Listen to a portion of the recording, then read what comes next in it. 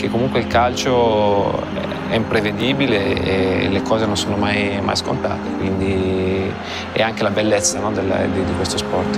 Io rappresentavo per questa squadra, era quello che non mollava mai, quello che doveva fare stare sempre su il morale, ma io mi ci trovavo bene perché sono sempre stato uno che mi piaceva dare fuoco ai miei compagni, caricarli prima delle partite. Il mio sogno si è avverato, è uno dei sogni dei bambini, di tanti bambini. Gol è un qualcosa per la gente che riusciamo a fare diventare matti, riusciamo a fare diventare felici e contenti. Con questa maglia devo veramente fare una performance diversa perché sto rappresentando.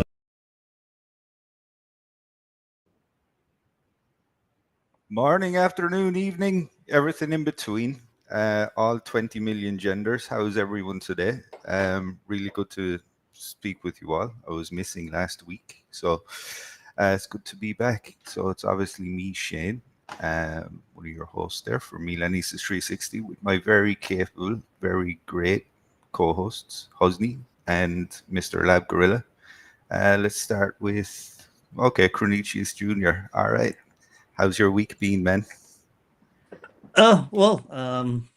Okay, I guess we have a win that occurred recently, so it's quite rare to say that out loud.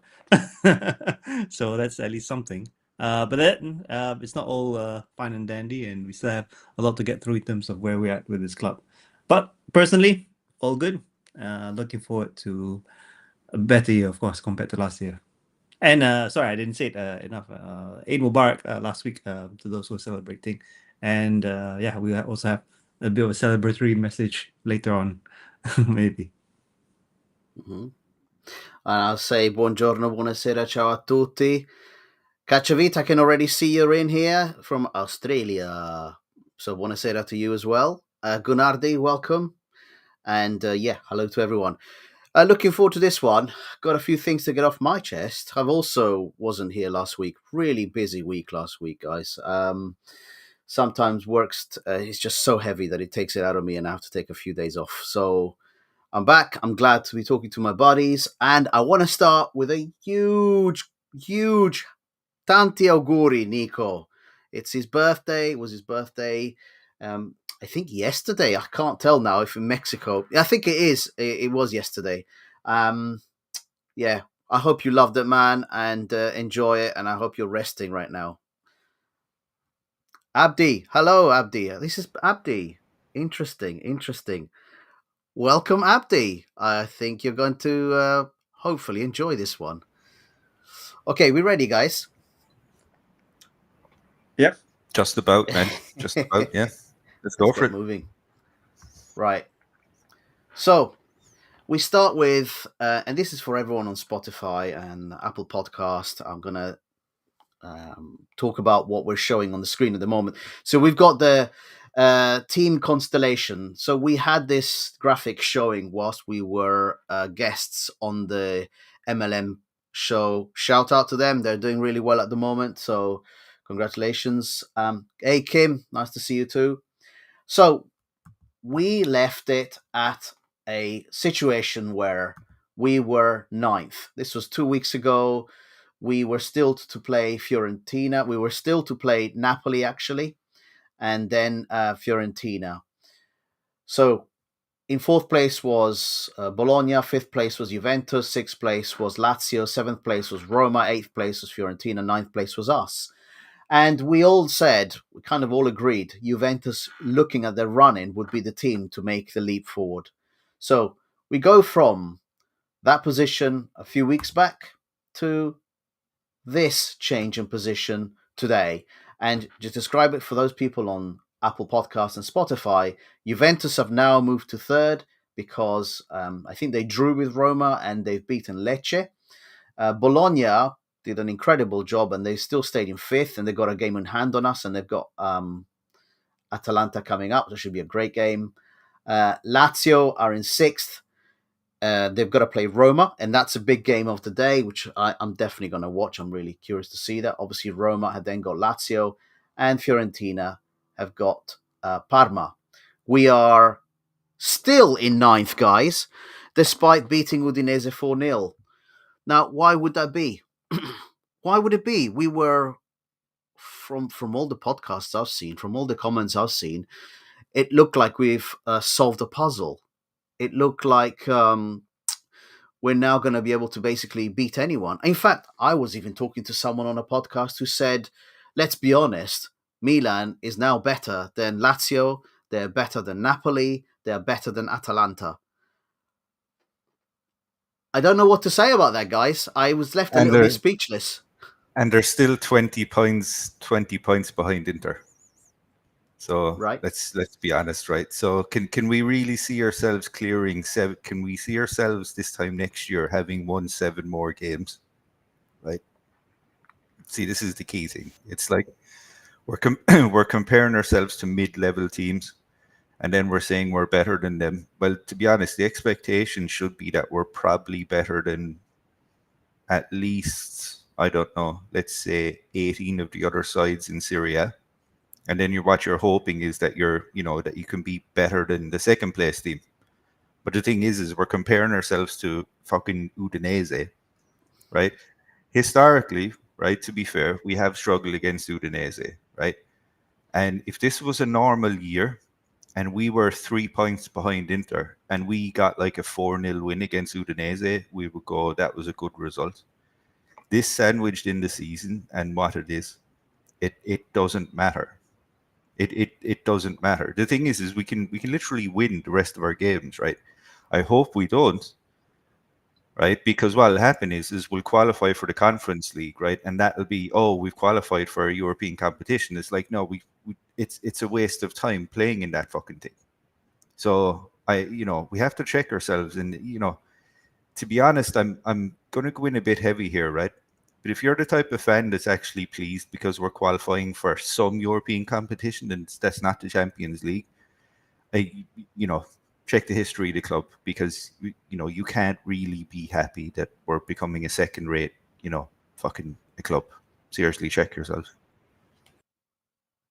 Thank you, Shane. Hasni, your take on the fact that we were in 9th place with 9 games to go. We talked quite openly about the fact that we needed to win each and every one of those games in the coming weeks to catch up with some of these teams, and we've only beaten 1. What's your take on that? Yeah, so last week when I was live with Nico, we spoke about the finals. For those who haven't watched this, please watch that episode. And I think there's a lot of words from the heart, if you could say that. What I fear now, and with this win, so I'm happy with every win. I'm not going to say that I'm upset with winning. So I'm happy that we win. But what I do fear is that these wins and the way that it's been promoted by the club, we're at risk of having this mid-table mentality where, you only need to win once in a while and really celebrate it. And, Shane, you're right on that, is that shouldn't be how we expect things. It was a big turning point, if for those of you remember years ago when we had, Mr. M, I won't say his name in case it triggers some fans. He stood outside Casa Milan and then they say, welcome back, and we were back in the Champions League. But as said, not only on this podcast, but many other pods as well, the heritage and history of the club does mean that should be our standard. We should be fighting for that Scudetto. So a lot of things really to worry about. Just that, once in a while we do get some positivity and we say that, there's 3 points, we can do something with that. But if you ask me, in the grand scheme of things, it's pretty much done. I mean, if you win every game? So this is the thing, Hosni, right? So if we win, the last 6 games, right? Let's say the one that's not going to happen, right? But if we won the next, just the remaining 6 games, that brings us to 69 points.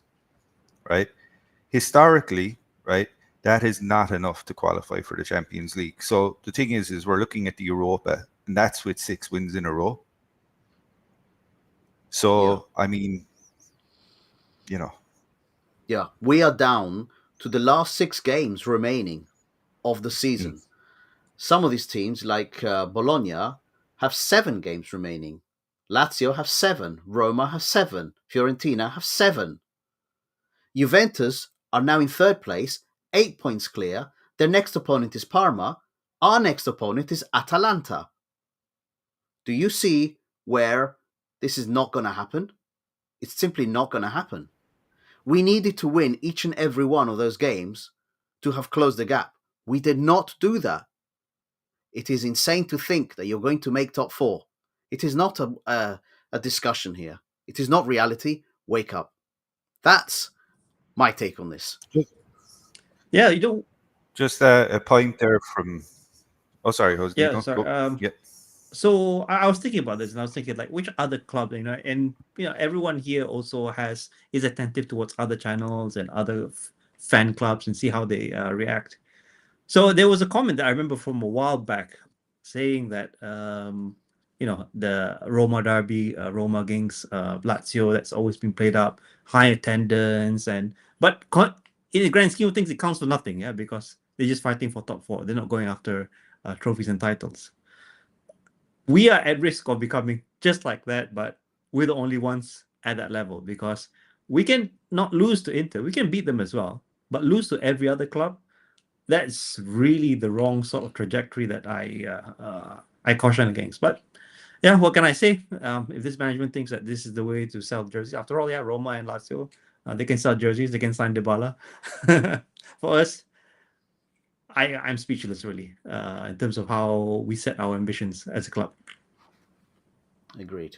Completely agree. But I just there's a point as well, man. Let's talk Milan. So he raised it. It was the way that Pavlovic celebrated his goal shows that winning is an event, right? So the way Pavlovic celebrated that goal, right, considering that we're in 9th place, right, against, to be honest, Udinese are, they're not world beaters, right?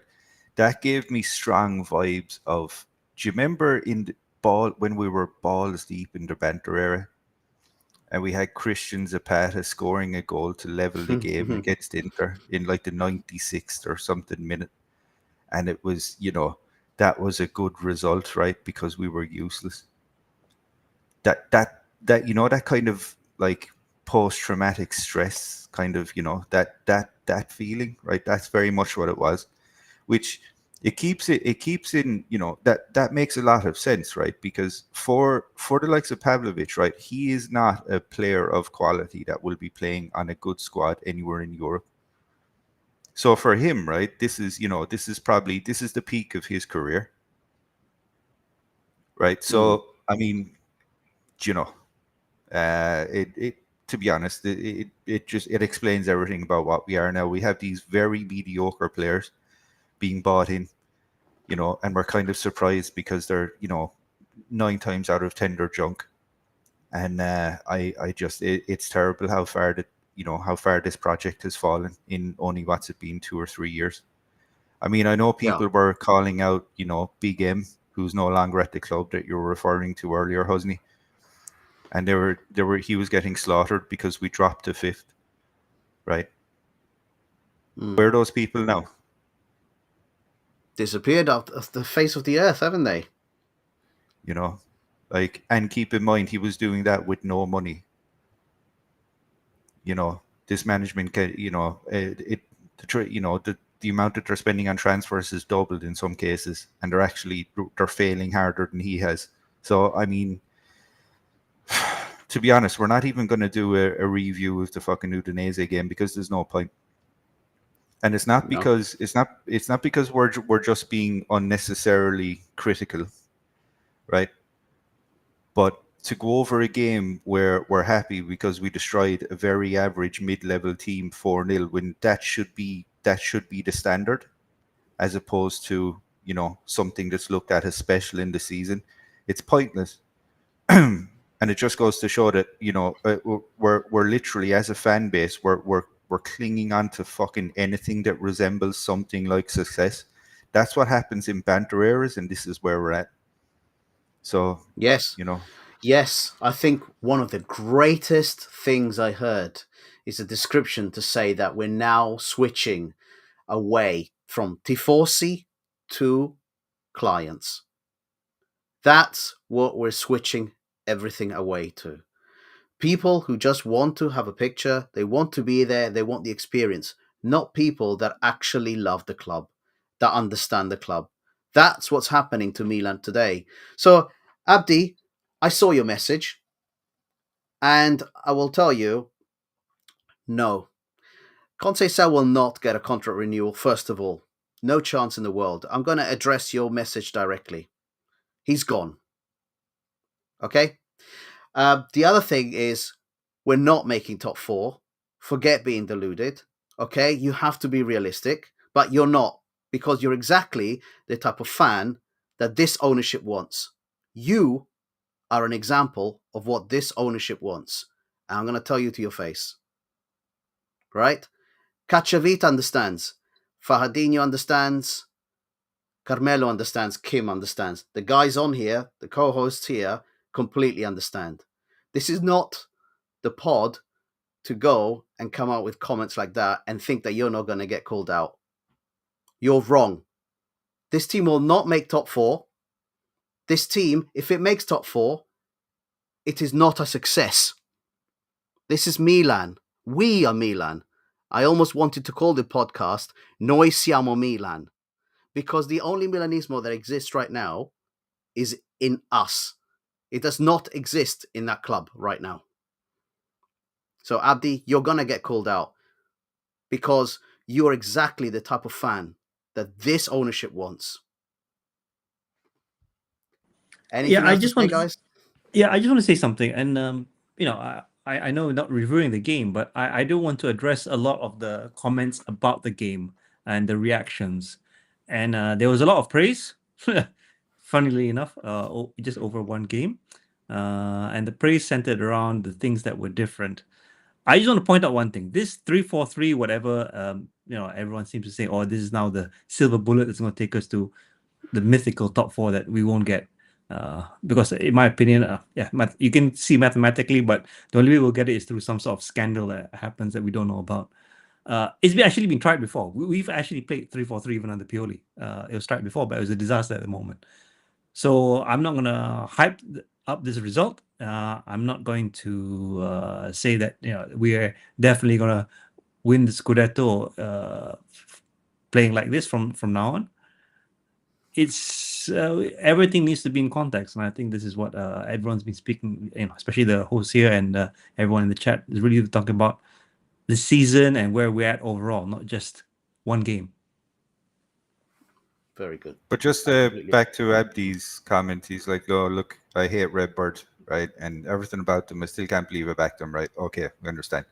I regret that my club, but my club comes first, and I want the best for my club. But the thing is Abdi's, I think, so you see, so do we, right?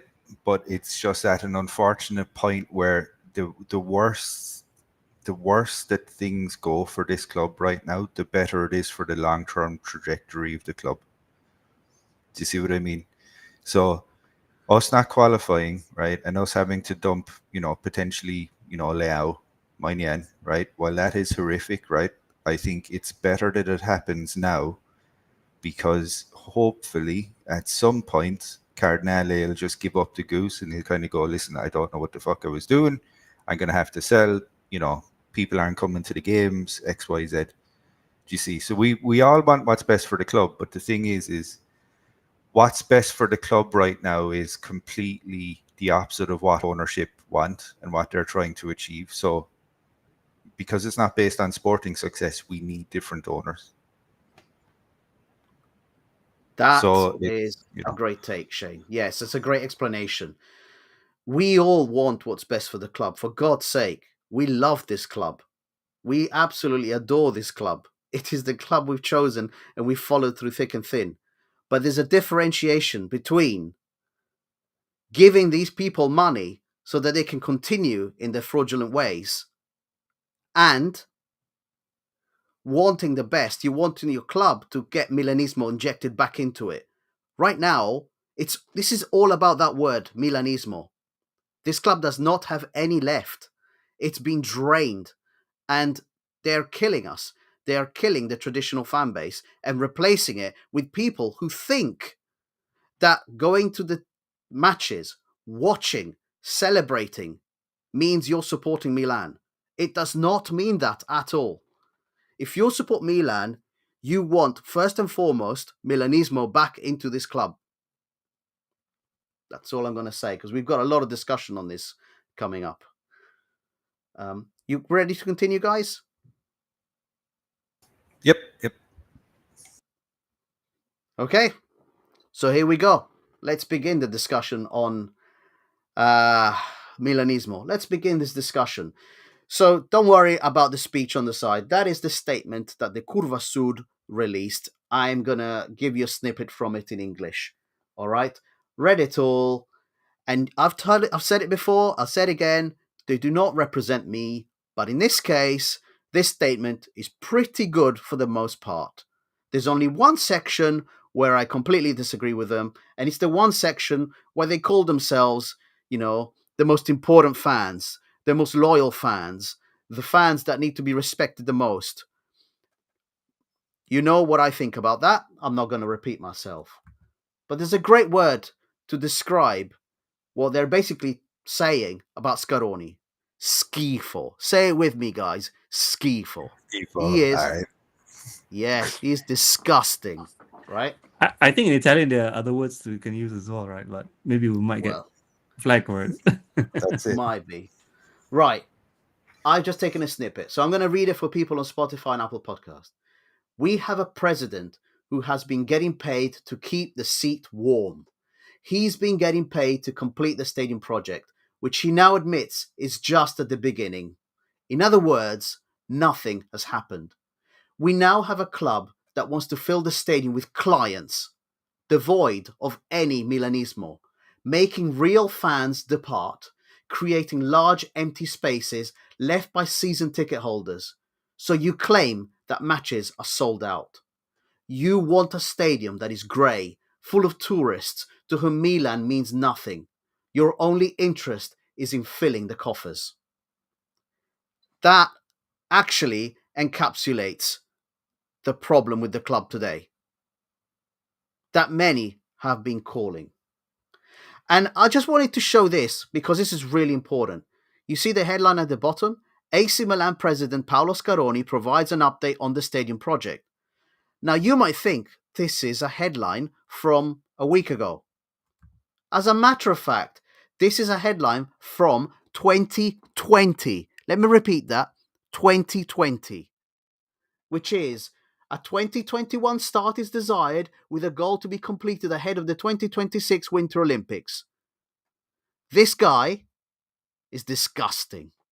He is a fraud and he should be nowhere near our club. It gets worse, right? He comes out and says, despite the results, Milan are top of Serie A for attendance. He says, the fans are the center of our attention. Having the fans by our side is very important.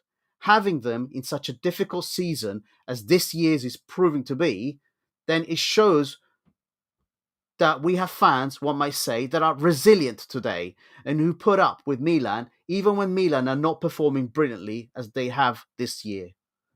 Even if I remember it, let's not forget it, we took the Supercoppa right at the end. I don't feel like I can say it was a totally negative season. That and those are the words of a fraud. Okay?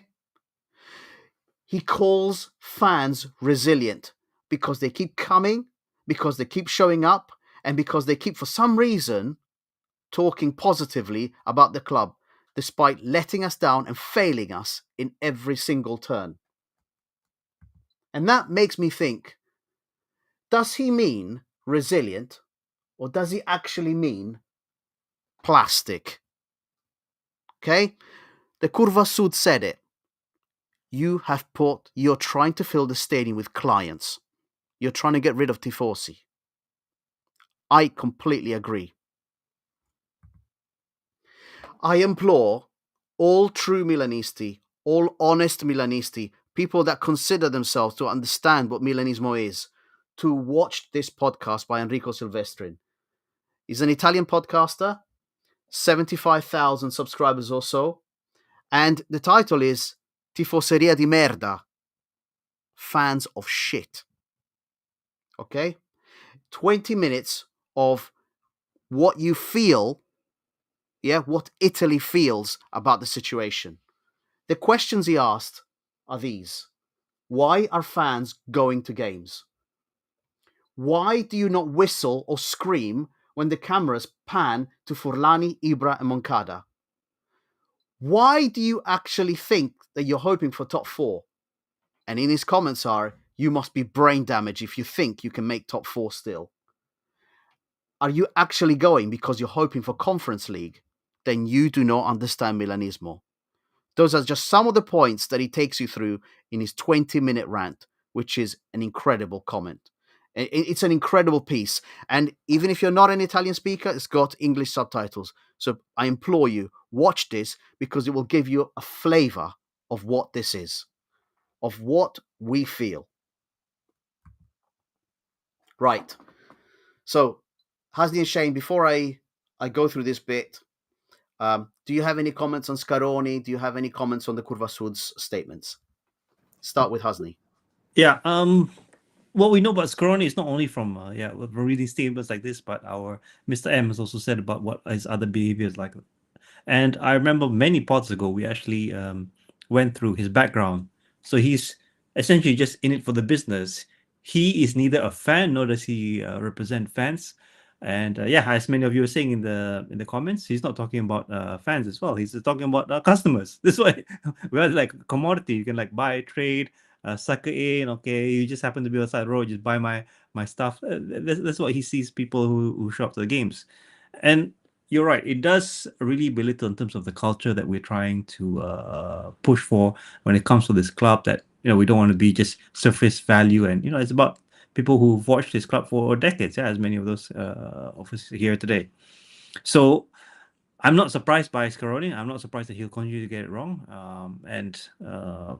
We need to be a little more vocal. I know that I don't know if it was a protest, but yeah, in terms of the protest against what's being said and how things being run, those have happened. Whether that needs to be taken up a notch, make it very visible. I think not showing up just 15 minutes for a game, it's not really a big thing. If you talk about how football is in Malaysia, if you show up 15 minutes, you're still considered on time, by the way. So that's Malaysian time. But in this case, something really needs to be done in terms of voicing our displeasure. We spoke about not buying merch, really boycotting the games, things that had been done before. But where it hits them, I do believe is that it needs to be a more concerted effort. If I recall some of the protests that was done by Arsenal fans against Stan Kroenke, is that they assembled outside of the stadium, and essentially they had everything. They had the banners. I think some of them had flares and all that.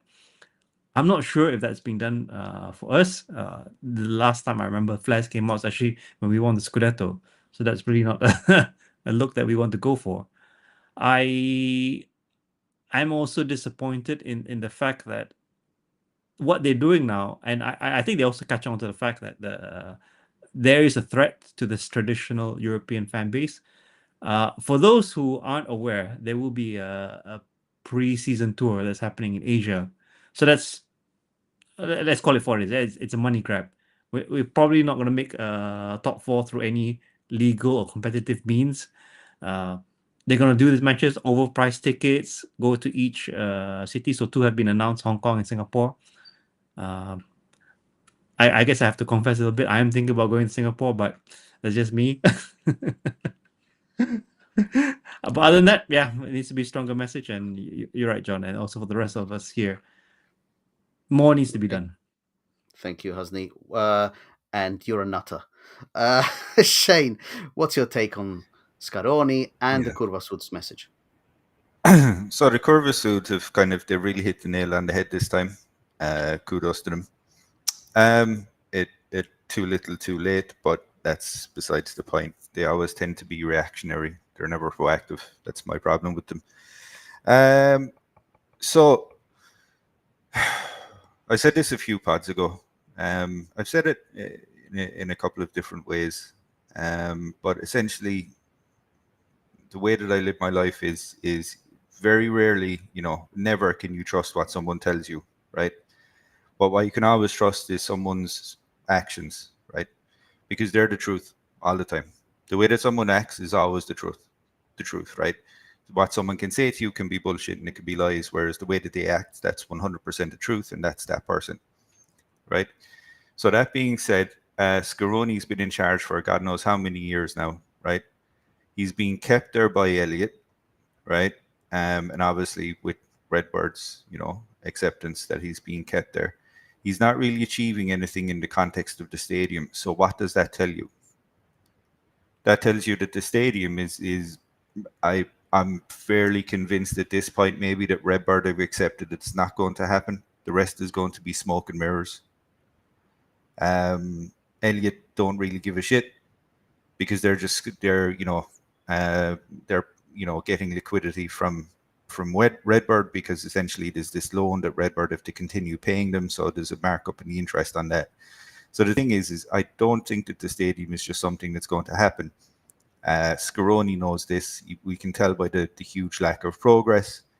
It's basically smoke and mirrors, and it's just so, both of our owners, both can, screw fans out of, overpriced tickets and merch and everything else, and it's just to redirect money to them being that, by the way.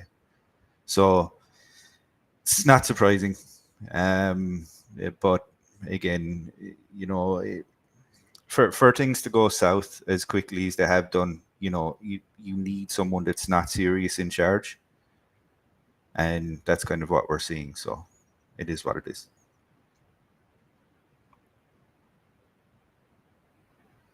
Thank you, Shane. So let's move on. So I'm just going to give you a few words about my take on this. I'd like you, Hasni and Shane, to just hear me out on this, and then I'd like to hear your opinion. This is coming from the heart. This is something that I've put together because I'm genuinely confused as to what our club is today, and it hurts so much, and I cannot understand what I'm seeing online. I've obviously from a slightly older generation. I did not grow up watching Milan alongside YouTube, X, and other social media channels where all of this noise was appearing. But I don't know whether this is a point on society and what's happening in society, or whether it's actually a problem within the club itself and ownership doing this on purpose. So, okay, hear me out, guys, okay?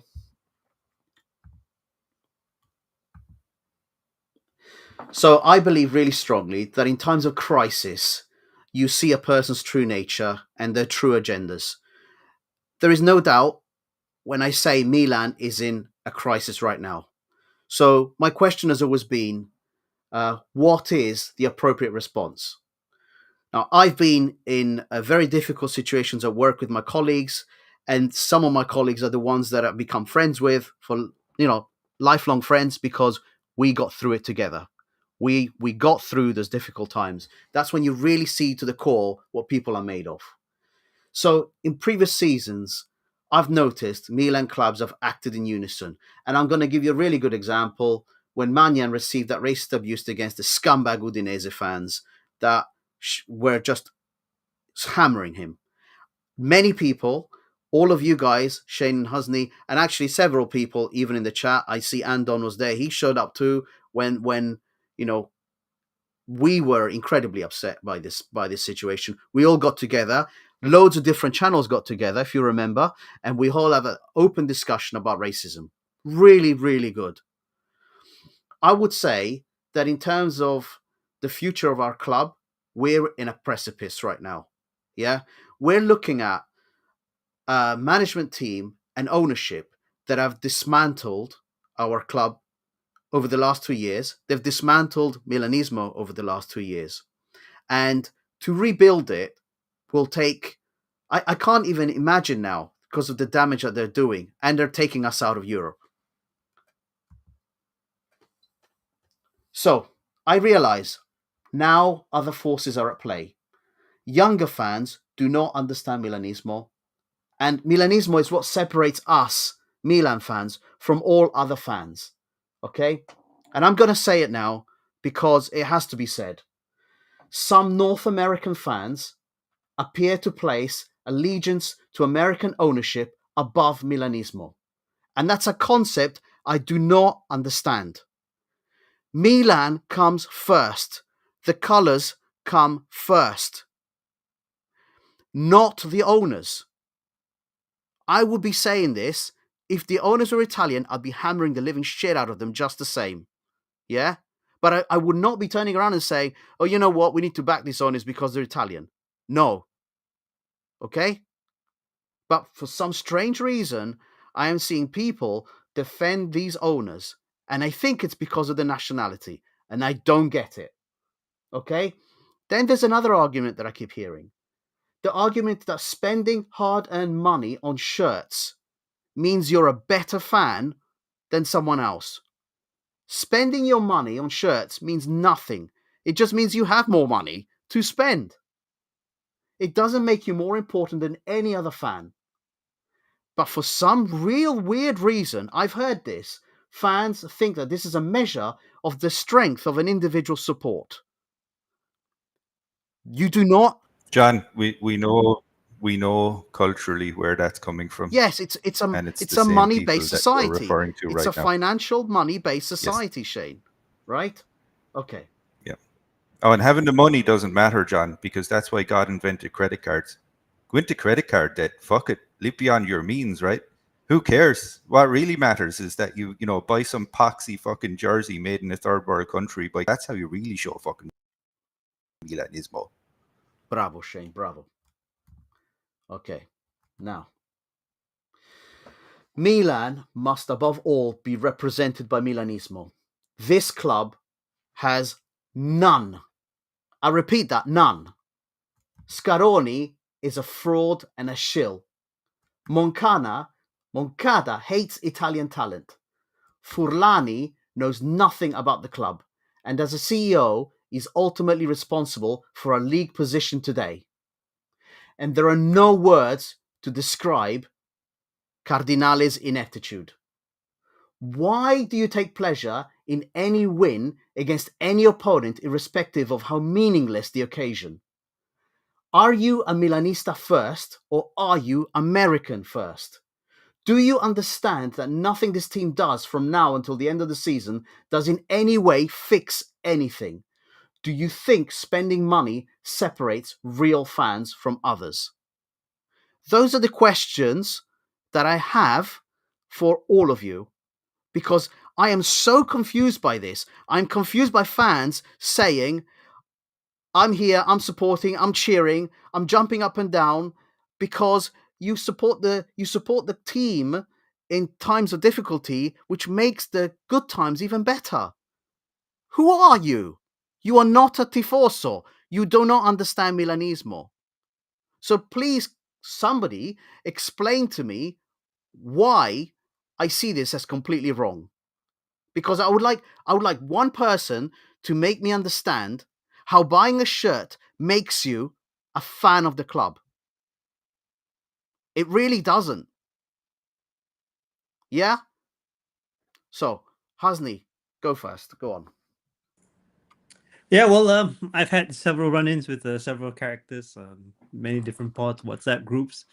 Yeah, I said also last week, this hierarchy within the fan base, I just don't understand it, because there doesn't need to be a hierarchy, who's better, who's worse, as long as we're all here for the community. And to dial it all the way back to the beginning, and when we saw the rot really take place, and I did mention it, I recall, is that at this point it's not about the club, because the club's been taken over by incompetent people. It's actually about the fans at this point, about the fans, how we keep it together. So I just don't have words for this management beyond just saying that it's absolute the greed and how it's really destroying the foundations of the club and tearing the fan base apart. I will continue to speak up against it. And of course, many of you know that I have a young daughter, and I'm trying to draw parallels about also the same way that how Disney is doing it. If for some of you who are more familiar with this example, for those of us who grew up, watching those Disney animations, we watched, the cartoons essentially. Now they're making remakes of everything, just trying to get more money from people just to watch these live action remakes. It's disgusting. You're destroying things that didn't need to be changed. I thought, and I believe, just too bad that we just can't be on that train of thought anymore. That what foundations that Mr. M and M built would continue, and we will really have a project. And that was really the background of how they sold it to everyone, saying that this Milan is a project. But then to come in, really destroy everything that has been built, and change the trajectory from sporting success and being a club worthy of the colors to being just, okay, how much I'm going to get? How much are we going to get paid? It's absolutely disgusting. So yeah, it's a bad situation getting worse, unfortunately. Shade? So I've one response, right, and it does kind of fall on the North American clubs to respond back at some point. So let's say, right, we live in a different Marvel timeline, a different Marvel universe, right? So let's say, right, it's not Redbird that owns this. Let's say it's some guy, pick a random country. All right, Husni, Malaysia. Right. We'll say Malaysia, right? So let's say this guy rocks up from Malaysia, right? He buys Milan and he runs it into the ground, right? Just the same way. Would you defend that owner just like you're defending Redbird? The answer is very much no. So what's happening is you're using your own internal patriotic bullshit bias, by the way, which patriotism, right, in its all shape and forms is completely pathetic, right? Because essentially what you're saying to the world is my plot of land that I grew up on or I was born in is the best plot of land in the world, basically because I fucking grew up there, right? So, review yourself, right? Check your biases are coming from, and forget fucking Daddy Cardinale, fucking, like making big deals and, flying or making such a concerted push, right, to bring, to try and appeal to all these, 50 million North American fans. Because basically what he's doing, guys, is if you are stupid enough to fucking sign up for this, right, you're being his exit liquidity. You understand that? So, right, please, can we just understand where we're at in the context of the club, in the club's history? This guy, this ownership are very toxic, very damaging to the club. Very, if you love the club, you cannot support this ownership. I don't give a fuck. So that's where I'm at, man. That's where I'm at. Can I just chip in there, Shane? So I don't know if many of you knew about this rumor, but there was actually one of our princes that wanted to buy Milan many years ago. Yeah, so he was thinking about taking a share of the club. This guy absolutely does not need the money. So if he took over, I think it'll be in much better shape. And I believe he has enough money to build the stadium in the sky. Go to the palace. Go to the palace. Go to the palace right now, Husni. Ask for the money. Go, just no. Do it. It has to happen. But yeah, no. So good responses, guys. But I don't. This is where I'm like completely broken by this, because people are not understanding your love for the club. I would feel humiliated, embarrassed. I would be really angry if in my club wall I had a picture of myself standing next to Scaroni saying, "Here is Milanismo." That guy does not have Milanismo. That guy has no idea what Milanismo is, right? I would take a picture, burn it. That's what I would do. And that would be part of my protest. And I would put that on social media. Instead of, let's carry on. Let's buy more shirts. Let's watch the games. Hey, we won 4-0. We're amazing. What the hell are you talking about? You don't understand. This is not Milan. This has got no recognition, no similarity to Milan and what it should be. Yeah? Jerry is a fraud. Jerry Cardinale from New York or wherever he's from is a fraud. Keep that in your mind. He's put everything underneath him. Everyone underneath him is incompetent. He has trusted Furlani, who has then put everything in place. No DS, no sporting director, no technical director. All amateurs pretending to do the job. Doesn't matter if new people come in. Under this ownership, they will screw up. That's what I'm John, saying about... Yeah. on that point, and I have to wonder, I don't know whether I'm mistaken about this, but are we the only club to actually talking about the DS at this point of the season? I think maybe we're the only ones. No, Husney,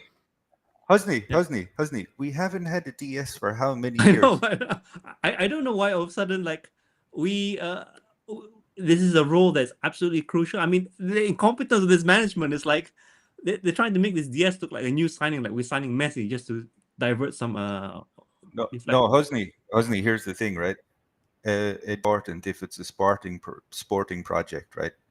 If it's a shilling project where you're just trying to steal money off of fans, right? You don't need a DS for that. Because to be honest, the sporting side is completely irrelevant. Because we're seeing this now, right? Because to be honest, right, if they're still selling, right, fucking tickets to people who are stupid enough to get on a fucking plane to go to Milan and see us fucking drop points against bottom teams in the league, right? You know, a director of sport is the last thing that they give a shit about because they're just doing enough. Do you know what I mean? Mm-hmm. Mm-hmm. Exactly. That's all it is, man. It's the sporting side. I mean, You've both said it. this isn't... The sporting side is not there. It's not It's sport. not interest. It's no interest in it at all. Furlani said 25% of our shirt sales now are in the US. So you do a preseason, New York Yankees Stadium. What the actual F are you doing? Yeah? Next preseason, Asia. That's it, dude. You know? Just make money. And but hold on though, right? Because what I'm really interested in seeing is, right, this season, right? Because Abdi mentioned it in the comments, right? Look, they're as well, and Scaroni referred to it there in the comments, right? Which is like, oh, they're still selling a crazy amount of tickets, right, for games, right? Let's see how that translates next season. Because if we maintain our current trajectory, there's no European football at all, which, to be honest, I think is a blessing. But there's going to be no European football, right? We're going to be selling star players. So who's going to show up? Clients will show up. I don't think so, John. I don't think so. I think basically, right, the marketing levels that would be required, right, to get all these guys, they're going to have to be, I don't know, there's going to have to be 40,000 guys flying in from the United States every game. Okay. I think that's going to happen. Shane, listen, this is something that's really important, right? We talk about how Milanismo's dead, right? We talk about how currently it's missing. What they have been doing is they've been utilizing Milanismo and exploiting it to get people to fill that stadium. Come to our museum, see our Champions League trophies, see our collection of superstars.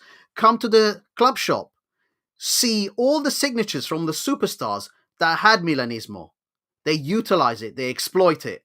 They get people through those doors, spending hundreds and hundreds of pounds or euros.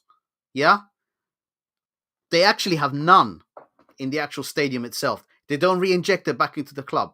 These people are just exploiting us. They have used us, and right now, if we were a cow, we would be near death because we've been literally milked and there's blood coming out. That's literally what they've done to us. That's the truth. It's just, you can't exploit it. There will come a point, as you said, there'll come a point where the exploitation gets to a limit. Where that limit is, I don't know. And this is what I've asked people before. Is it exiting Champions League qualification? Is it relegation? I'm telling you, I think being mid-table is still not enough. I think they'll still come out and say, next time you buy a ticket, you'll get a tour. You'll get a tour of the stadium. You'll get a nice meal. You know, they'll do some stupid thing like that. And people will keep coming. Because Milan, historically, is one of the largest and most important clubs in the world. And they say that all the time. Scaroni, or I'm president of the only club in Milan. Shut up. Milanisti, no. You're 20 you're 20 points behind the only relevant club in Milan. Let's be honest. Yeah. Like if he's, you know, if he wants to talk about stuff like that, right? You can talk shit when you achieve something. Yeah. Right? It's, remember Ibrahimovic used to talk a lot of shit. And people were like, okay, right, cool, it's his character, but the thing is Ibra achieved stuff, right? Like he was, you know, he was a merc, he was all these things, right? But he used to play, and no one used to care. That's right. What became an issue though was like essentially when he started doing the same thing, but it's like you have no results to show this against. Do you know what I mean? You're an inherently dislikable human being. You're just like Scaroni. There's nothing substantial or real about you. You're perfect for this club because there's nothing real about this club anymore. There's nothing substantial. It's basically 11 fucking, I don't know, prima donnas that show up, right? They're playing on the pitch, right? We're relying on fucking Christian Pulisic, right? We're relying on Leao. We're relying on these players, but these players, guys, they're not. So Carmelo brought up a really good point. I'm sure it was Carmelo. If not, it might have been Fahadinho. It was in our Milanistas 360 WhatsApp chat. Hit us up, by the way, on Twitter or Instagram, guys. Milanistas 360 if you want to join. But he brought up a really relevant point, and it was like, I think, would you see Leao, right? Or would you see any of the players in our current team lining up, right, in some of the really great squads that we had? You know, I'm not even talking about maybe Ancelotti, maybe even before like Sacchi, right, or Capello, right? Could any of those players actually be starting? And the answer is no. The answer is most definitely no. I mean, I could probably, because I have a problem. I'm going to get fucking slaughtered here. I have a problem with Sebastiano Rossi, right? He was never my favorite keeper that we had. He just never was. I think Maignan is better. You're dead. Right. So he You're dead to me, Shane. maybe, I'm sorry, right? I think Maignan is better, right? Okay, so maybe, right? On a good day, all right, don't fucking at me, whatever, right? So I'd go for Maignan. But, you know, even the quality of our players are, you know, I mean, even not even comparing those, John, right? Not even comparing to Capello or to Ancelotti or to Sacchi's teams, right? How many of our players will be starting for Inter? That's a good question. I just want to add one more thing. And it's something that's I've personally experienced as well, is that when we talk about the ownership, we do have the benefit of comparing different ownerships. I don't want to compare to other clubs because we'll never be that club. But there are some fans, as they call themselves, who actually speak quite badly about when we were the great club that we once were. When Berlusconi was running things, and I think that's also quite disgusting to say that we're in this situation because of Berlusconi.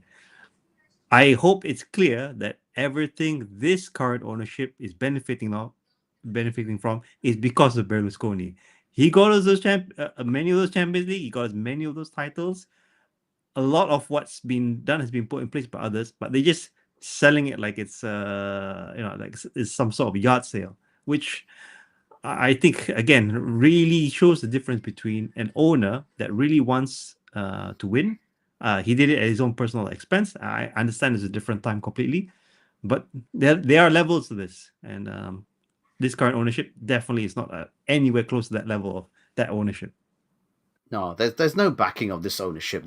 There cannot be. The only reason you back this ownership is because they've done something to you and been nice to you and given you access to certain things in the past, and so you feel some kind of allegiance to them. Scumbags. You do that, you're not a Milanista. My opinion is just my opinion, and I'm just a simple, lowly, tiny fan that doesn't buy that many jerseys. Therefore, I'm probably not that important, right? I was in Milan when Milan was playing Empoli, and I did not go to the San Siro. Why? because I was disgusted, because I knew this was coming. Okay, Pete, great comment, man. Come to see Milan and we'll show you the We Beat Inter trophy. Come to Milan and we'll show you the, We Beat Udinese trophy. I'd say come to Milan and we'll show you all our Berlusconi trophies. How about that? Add that to the mix.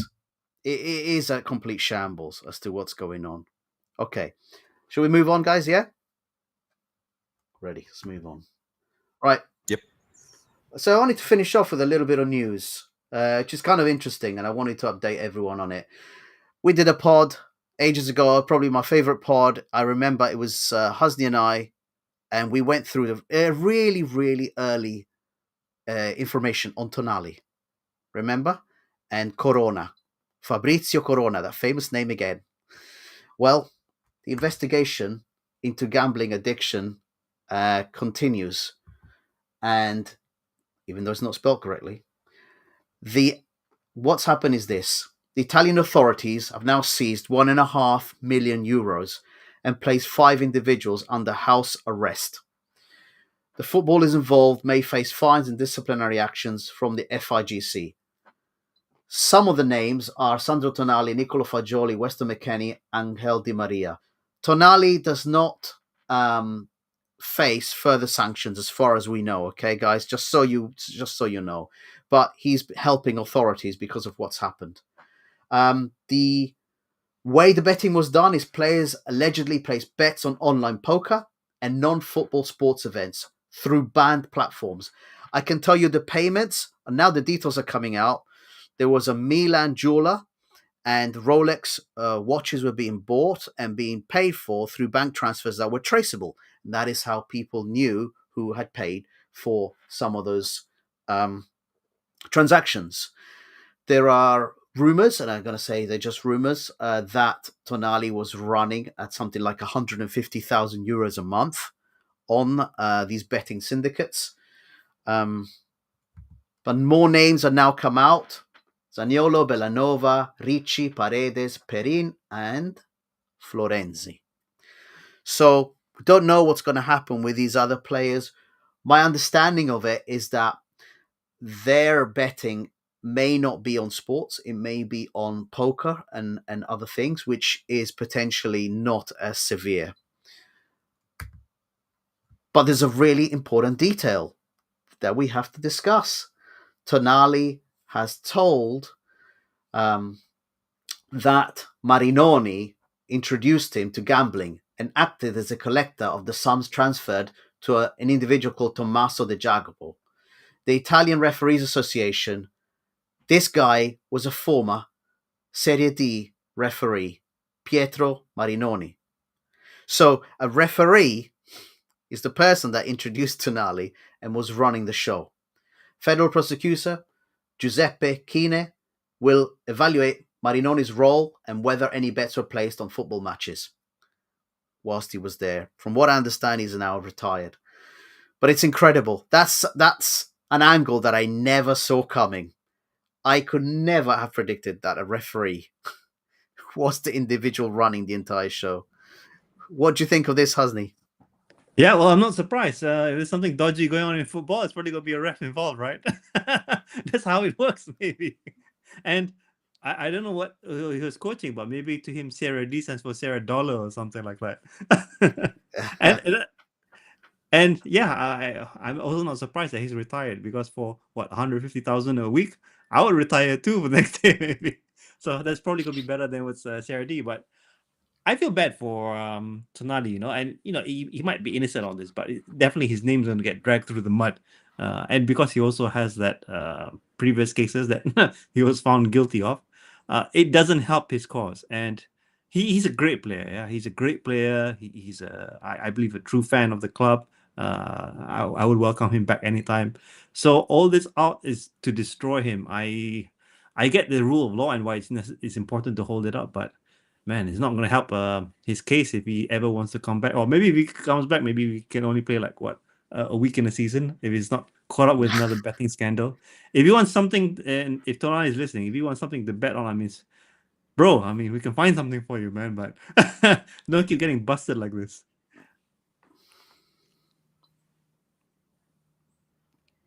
So Right, Shane? Shane. man. Yeah. So it's an interesting thing, right? Because I think I said this, John, when we were going through the slides before the show started. I was like, only certain things that happen in Italy, you know? Yes, Like absolutely. they would. Like this level of, like, it's like an episode of the fucking Sopranos. Do you know what I mean? But it's real life. Like, this shit really happened. Like, this is a, you know, it's a delicate thing as well, right? Because it's very predatory. Because essentially, what you're doing, you're acting as an older guy. You're getting these young, impressionable men involved in something that can potentially destroy their lives financially and everything else. The book should be thrown at this referee more so. But of course, you know, the players will have to suffer some punishment, hopefully, because, you know, they need to see the light as well, that this is not a good way to be spending your time. Funny enough though, right? You know, if I'm Cardinale, right, and I'm sitting in my like gold plated fucking Shark Tank swimming pool, you know, reading this on a newspaper, right? I'm gonna be shitting myself because I'm gonna go, I bought a club in that fucking country. Yeah. And I'm trying to build a stadium in that that country. Yeah. Yeah. So, and that's no offense to Italy or Italians, right? Because I know, you know, I'm not saying it's not directed to be pointed that way, but I'm saying, like, when you have stuff like this going on, it's not a good look. No, it's a terrible look, but it kind of tells a lot about the culture, society. We all know it. We don't hide it. We don't hide it, Shane. I love these comments here. First of all, Max, buongiorno. Mostro gigante, come stai? Stai bene? Tutto bene? Tutto bene? And yeah, Hasni, great points, man. It's the referees that are going to buy bloody Milan, mate. They're going to buy the bloody land and start building stadiums. No one else. It's just accepted. As I said, society. We know it. Right, here we are. You can take off the screen share. We can finish off. So that was a good hour, guys. Again, I do this. I didn't watch the game. I watched the highlights. I actually did my best. And I'll say it now. I've literally unsubscribed from all English-speaking podcasts except MLM. Yeah? Yeah, I only subscribe to obviously ourselves, MLM, and then everything else is Italian, because all I want to hear is people who have Milanismo, and I want to hear people that understand what Milanismo is and have the same concept of Milanismo as me. I wondered, Shane, for a while whether my vision of Milan and my vision of Milanismo was because I was born in the country, you know, and I spent years in the country. But it's not. It's not that, because you guys feel exactly the same way I do. So it isn't that. And it isn't, you know, there's a lot of Italians in North America. You see their names, you know, even Cardinale, you know, the names are there, but actually they appear to have no understanding of what it means. And as you said, I would have smashed any owner if they had disintegrated our squad this way. And Hasni, to your comment on Tonali,